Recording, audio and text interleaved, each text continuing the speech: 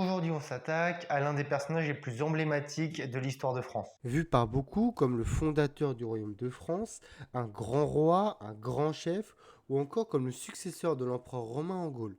Nous allons découvrir son histoire. Évidemment, vous allez vous rendre compte que l'image que l'on a dans l'imaginaire collectif de Clovis, en fait, elle est assez éloignée de la réalité. C'est parti pour l'histoire de l'homme qui, par sa seule volonté, posa la première pierre de ce qui deviendra le royaume de France.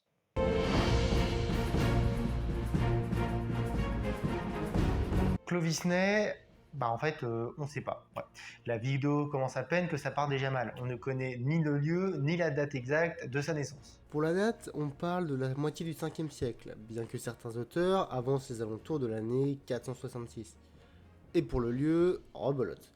On ignore le lieu exact, mais certaines sources historiques l'orientent vers Tournai en Belgique. Mais encore une fois, on n'en sait rien et ça va être quasiment le cas pour toute son enfance, car bien que grandiose, son règne fut l'un des moins bien documentés de la dynastie mérovingienne. Mais cette fameuse dynastie, les Mérovingiens, elle n'était pas du tout destinée à avoir un destin aussi extraordinaire que le sien. Parce que vous allez le voir, le contexte de l'époque, c'était vraiment le gros bordel. C'est en 476 que le dernier empereur de Rome, Romulus Augustus, était renversé. Ce dernier coup de massue acheva le reste de l'Empire romain qui s'effondra, au profit de nombreuses tribus germaniques qui s'installèrent durablement dans les anciens territoires de l'Empire. Nous retrouvons ainsi les Visigoths, les Ostrogoths, les Alamans, les Burgondes et surtout les Francs-Saliens, ceux qui vont nous intéresser aujourd'hui. Ces derniers, menés par des rois légendaires comme Claude le Chevelu ou encore Mérové, auraient migré de la Hollande pour s'implanter au nord de la Gaule et sur les terres de la Belgique. Bien qu'on ne puisse attester de l'existence historique des rois tels que Clodion ou Mérové, nous retrouvons des sources indiquant une confrontation entre les Francs saliens, alliés des Romains, contre les troupes du célèbre Attila et ses hordes huns en 451 à la bataille des champs cataloniques. Le premier roi des Francs reconnu historiquement est le roi Childéric Ier. Celui-ci obtient, comme de nombreuses tribus barbares, le statut de fédéré. Ce titre était très prestigieux à l'époque. Il permettait à des rois ou à des généraux barbares d'obtenir une partie du territoire gaulois au nom de Rome. Ils administraient et contrôlaient cette parcelle de terre. Et justement, lors de l'effondrement du pouvoir romain, ces fameux peuples fédérés décident de rester. Ils s'installent sur ces terres et fondent des royaumes indépendants, cherchant à s'étendre au détriment des territoires voisins. Nous retrouvons ainsi le peuple des Visigoths contrôlant le sud-ouest de la Gaule, le sud-est et l'Italie sont quant à eux contrôlés par les Ostrogoths, la Gaule centrale devient le territoire des Burgondes, et enfin, coincé entre la Loire et la Somme, s'étend le territoire du général romain Syagrius. Ce dernier se considérait comme le roi des Romains. À ce titre, il essayait tant bien que mal de maintenir une unité latine sur l'ensemble du territoire gaulois. Ce territoire représente donc une mosaïque de peuples et de cultures différentes, un enjeu primordial pour le nouveau roi des Francs, Clovis Ier. À la mort de son père, en 481 ou 482, lors de la 15e année de Clovis, le jeune homme est porté sur le trône et devient le chef des Francs-Saliens. Bien que certaines sources tentent de prouver que la succession n'aurait pas été aussi simple que l'on prétend. Des rivalités familiales avec les cousins de Clovis auraient grandement compromis les premières années de son règne, à coups de complots, meurtres, alliances et toutes les petites joyeusetés du pouvoir. Cependant, comme tout jeune chef, le nouveau souverain a besoin de faire ses armes et de montrer par la même occasion à ses voisins qu'il compte bien poursuivre la politique d'expansion territoriale orchestrée par son père, par les armes si nécessaire. Le regard de Clovis se porta alors vers le royaume du Romain Syagrius et de sa capitale Soissons, dernier vestige de l'Empire romain en Gaule. Aux côtés d'alliés francs comme ses cousins Ragnacaire et Chararic, Clovis combattit les armées romaines à la bataille de Soissons, où il infligea une cinglante défaite au général romain, qui, pour éviter la capture, s'enfuit à Toulouse. Là-bas, Syagrius espérait trouver refuge auprès du jeune roi des Visigoths, Alaric. Mais Clovis le suivit et demanda à Alaric de lui livrer le vaincu. Alaric, pas fou, ne voulant pas risquer une guerre avec son nouveau voisin assez puissant, décida de livrer Syagrius, qui fut décapité par Clovis. Mais je ne peux évidemment pas parler de la bataille de Soissons sans évoquer l'épisode légendaire du vase. Les guerriers francs étaient très attachés à un partage du butin de guerre équitable entre tous les combattants. Or Clovis demanda à ses guerriers la permission de soustraire du butin, en plus de sa propre part, un vase liturgique précieux. Ce vase était en effet d'une importance capitale aux yeux de l'évêque de Reims, Saint-Rémy. Évidemment, ce geste n'était pas désintéressé.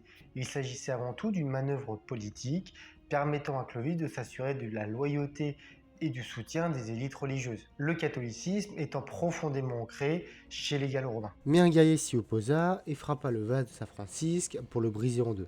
Clovis ne laisse transparaître aucune émotion et réussit malgré tout à rendre l'urne à l'envoyé de Rémy, mais en garda un fort ressentiment. La conclusion de cet épisode se produit en mars 487. Clovis ordonne à son armée de se réunir pour une inspection des troupes et examiner notamment si les armes sont en bon état et entretenues. Ce fut au cours de cette inspection que le roi fit face aux soldats qui, l'année précédente, avaient frappé le vase destiné à Rémy. Sous prétexte que ces armes étaient mal entretenues, Clovis jeta alors la hache du soldat à terre.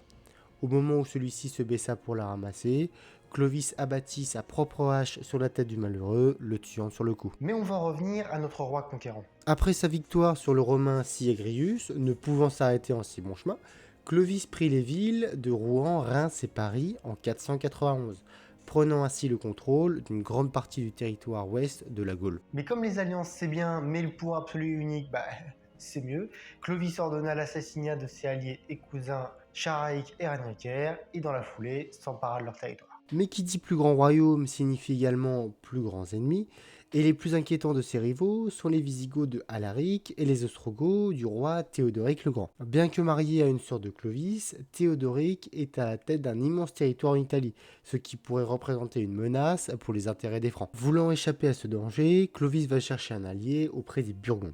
Cette alliance sera scellée en 493 par le mariage entre Clovis et Clotilde, princesse des Burgondes. Cependant, Clotilde était catholique, alors que Clovis pratiquait toujours le culte païen. Néanmoins, elle s'employait à convertir son mari, alors même que le peuple franc était majoritairement de religion païenne. Ceux-ci considèrent que le roi, leur chef de guerre, n'a de valeur au combat que par la faveur que les dieux lui accordent sur le champ de bataille. Et ça, cela contrarie fortement Clovis, qui craint que son peuple ne lui enlève son soutien. Mais les affaires militaires revinrent bien vite sur le devant de la scène.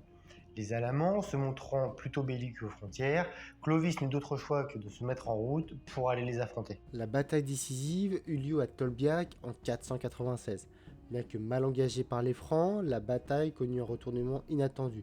Clovis, voyant que ses dieux païens l'avaient abandonné, se tourna vers le dieu de Clotilde, son épouse. Il jura alors de se convertir si les Francs sortaient victorieux de cette bataille. Et là, miracle, le chef des Alamans reçoit une flèche, meurt, désorganisant ainsi la totalité de son armée et offrant la victoire à Clovis et à ses alliés. Suite à cette éclatante victoire, Clovis respecte sa parole. Il décide alors de se convertir au catholicisme, même si vous en doutez, cette légende sur sa conversion a été fortement romancée. Ses raisons étaient bien plus évidentes. Le peuple gallo-romain était majoritairement catholique, or les Francs, en tant que païens, n'avaient pas le soutien de l'Église de Rome. En tant que chef éclairé, Clovis avait bien compris que pour diriger de manière efficace et contrôler l'aristocratie en maintenant un contrôle sur les puissants, il devait obtenir le soutien de l'arme de pouvoir qu'était la religion catholique. Bien qu'on ne puisse pas assurer que Clovis ne croyait pas sincèrement au catholicisme, il ne faut pas oublier que ce choix était avant tout un choix politique et non religieux. En tout cas, cette stratégie s'avéra payante. À la suite de sa conversion, l'Église de Rome lui apportera son soutien absolu. Le baptême de Clovis eut lieu en 498 à Reims au cours d'une cérémonie grandiose, réunissant aussi bien les chefs des tribus francs que les notables gallo-romains. Cet événement marqua le début de leur soumission absolue au roi sous l'égide de l'Église. Clovis devint alors le premier roi chrétien des Francs. Mais son baptême faisait désormais de lui un être spécial. Il n'était plus ce simple chef de guerre choisi par ses hommes pour les mener au combat. Il était désormais choisi par Dieu, ce qui le plaçait au-dessus de tous les autres guerriers et lui conférant des pouvoirs supérieurs. Ce baptême devait également faciliter la conquête de nouveaux territoires. Par ailleurs, il rendait plus facile les mariages entre Francs et Gallo-Romains, tout en permettant à ce que les Gallo-Romains participent à gérer leur territoire avec les Francs, sous l'autorité de Clovis, bien évidemment. Cependant, cette conversion n'empêcha pas Clovis de continuer à pratiquer certaines coutumes anciennes, ne collant pas tout à fait avec le dogme religieux chrétien, comme celle d'éliminer ses concurrents ou les rivaux de ses successeurs. C'était quoi la phrase déjà Tu nous tueras point ? Et l'Église dans tout ça? Quel était son intérêt? Pour l'Église catholique, ce baptême lui apporte un allié de taille en Occident. Ce souverain, avec qui elle venait de faire alliance, devait lui permettre de reprendre pied en Gaule du Sud, où l'arianisme des dirigeants visigoths lui faisait obstacle. En outre, dans le futur, cette alliance avec les Francs va permettre à la papauté d'échapper à la tutelle des empereurs byzantins, qui étaient à l'époque les seuls souverains chrétiens, mais qui avaient la fâcheuse habitude de se mêler des affaires de l'Église. Je n'ai cependant pas parlé du conflit au sein de l'Église à cette époque, qui opposait les chrétiens ariens et les chrétiens nicéens. Sans rentrer dans les détails, je vais vous expliquer rapidement quels étaient les objectifs de ce conflit et les raisons. Car comprendre ce conflit, c'est comprendre la raison pour laquelle l'Église s'appuiera autant sur Clovis durant toute la durée de son règne. Ce conflit opposait deux factions qui ne voyaient pas Jésus-Christ de la même manière.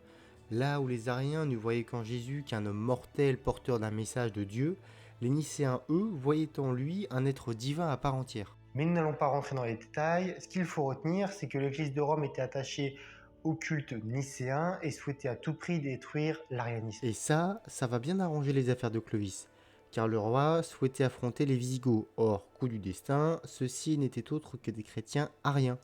L'Église mit donc en marche sa formidable machine économique et politique pour soutenir le roi dans sa campagne militaire. Comme quoi, l'ennemi de mon ennemi, c'est mon ami.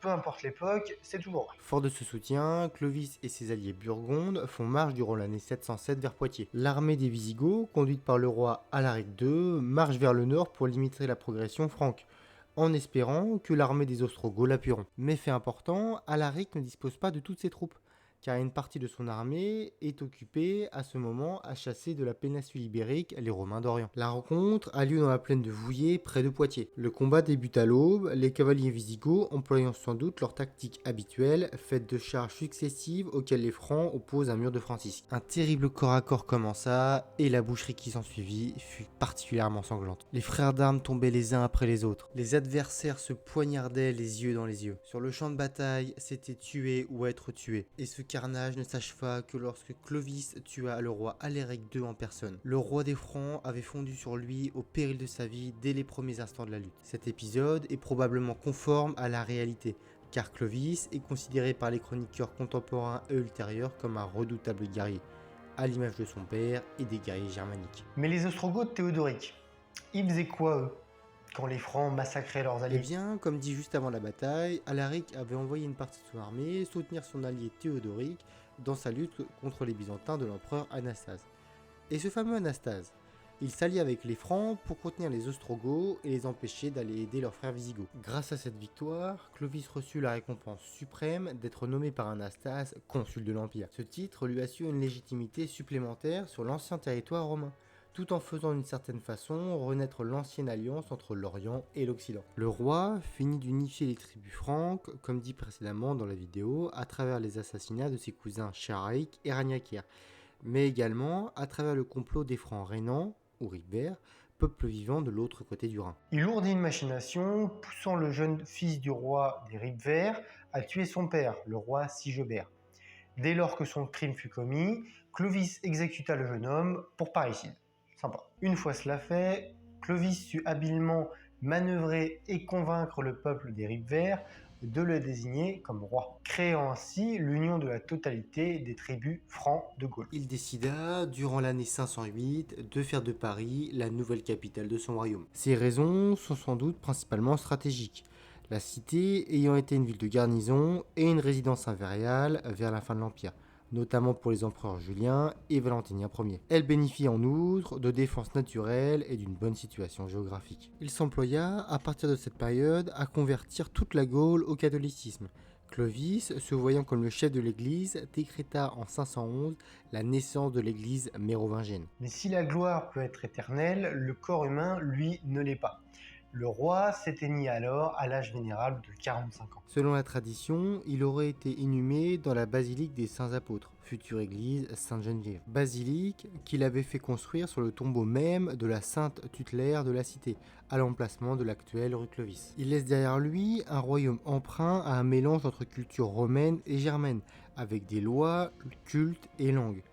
Clovis, fasciné par le règne des Romains, notamment celui de Jules César, avait modelé son règne sur le leur et avait tenu à conserver de nombreuses anciennes traditions romaines. Dans un objectif de modernisation de son royaume, il fit compiler les usages germaniques de son peuple dans la loi salique, tout en y intégrant le droit romain alors en vigueur en Gaule. Par cette action, Clovis manifesta son intérêt de s'intégrer dans les élites gallo-romaines et de l'autre garantissant un respect des lois et des amendes en fonction de l'origine ethnique des individus. Pour résumer très brièvement, si un Romain est accusé d'un vol ou d'un crime, il paiera une amende, mais celle-ci sera davantage onéreuse que celle d'un Franc accusé du même crime. Il existe aussi des textes de loi sur le vol d'esclaves, notamment si celui-ci est un simple paysan ou bien un artisan. L'adultère est également puni par la loi, le meurtre étant évidemment le crime suprême. Et tiens, en parlant de meurtre, il est vrai que Clovis a été accusé de nombreuses fois d'avoir fait assassiner d'autres rois francs, voire même des rois de sa propre famille.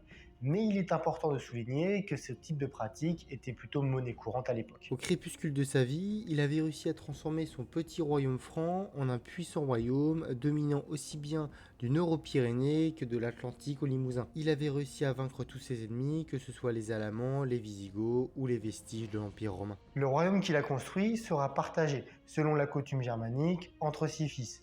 Thierry, Clodomir, Childebert et Clotaire. Poursuivant la politique d'expansion de leur père, ces derniers confirmeront la domination sur les Gaules de la dynastie que l'on nommera mérovingienne, même si l'unité du royaume fut quant à elle définitivement perdue. Et ce ne fut que bien plus tard, suite à d'interminables querelles entre les descendants de Clovis, que la dynastie de Mérovée fit place à une nouvelle famille. C'est la fin de cette vidéo, merci beaucoup de l'avoir regardée jusqu'à la fin.